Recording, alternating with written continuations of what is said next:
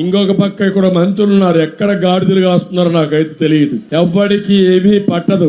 ఈ ప్రాంత అభివృద్ధి లేదు, ఈ ప్రాంతానికి న్యాయం చేసే పరిస్థితి లేదు. ఇక్కడ ఒక ఎమ్మెల్యే ఉన్నాడు, ఆయన ఇంకొక ఆయనకి అప్పచెప్పేసి వెళ్ళిపోయాడు. ఎక్కడ చూసినా దోపిడీ తప్ప. ఇక్కడ ఒక వ్యవసాయ శాఖ మంత్రి ఉన్నాడు, ఆయన శ్రద్ధ గనుల పైన తప్ప సేద్యం పైన లేదు. అలాంటి దుర్మార్గుడు వ్యవసాయ శాఖ మంత్రి అని చెప్పి కూడా నేను మీకు తెలియజేస్తున్నా. నేను ఒకటే చెప్తున్నా, కాలువలు పొడిపోయినాయా లేదా, నీళ్లు పోయే పరిస్థితులు ఉన్నాయా కాలువలో?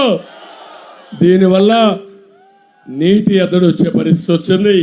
చివరి భూములకు నీళ్లు రావడం లేదు. మొన్న ధాన్యం కొన్నారా తమ్ముళ్ళు అని అడుగుతున్నా. కరోనా సమయంలో మీకు అన్యాయం జరిగిందా లేదా? కరోనాలో కూడా అందరూ హాలిడే ఇస్తే ఇళ్ల దగ్గర పడుకుంటే, లాక్డౌన్లో ఉంటే సేద్యం చేసింది రైతన్నే సేద్యం చేశాడు. రైతే దేశానికి అన్నం పెట్టాడు. మీరు కూడా ఇంట్లో పడుకోనుంటే ఏమయ్యే దేశం నేను అడుగుతున్నా. అలాంటి పరిస్థితిలో 860 కేజీల పుట్టికి 160 కేజీలు ధాన్యం దోచుకున్నారా లేదా తమ్ముళ్ళు? దోచుకున్నారా లేదా? ఇది అన్యాయం అవునా కాదా?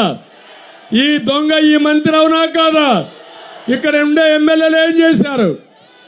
సిగ్గు లేదు. దోపిడీ జరుగుతూ ఉంటే చూస్తూ ఊరుకున్నారు తప్ప ఏమీ చేయలేదని చెప్పి మీకు తెలియజేస్తున్నా. నేను అందుకే ఒకే మాట చెప్తున్నాను. నిన్న కూడా రైతు భరోసాని 12,500 రూపాయలు హామీ ఇచ్చి దాన్ని తగ్గించాడు జగన్మోహన్ రెడ్డి. 7,500 ఇచ్చాడు. 6,000 కేంద్రం ఇచ్చారు.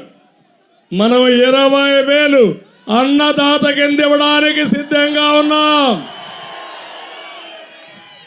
మళ్ళీ సబ్సిడీస్తో యంత్రాలు ఇస్తాం, అదే మాదిరిగా ట్రాక్టర్లు ఇస్తాం, ఆధునిక పనిముట్లు ఇస్తాం. ఇవన్నీ ఇచ్చి మిమ్మల్ని పూర్తిగా పైకి తీసుకొచ్చే బాధ్యత నాది.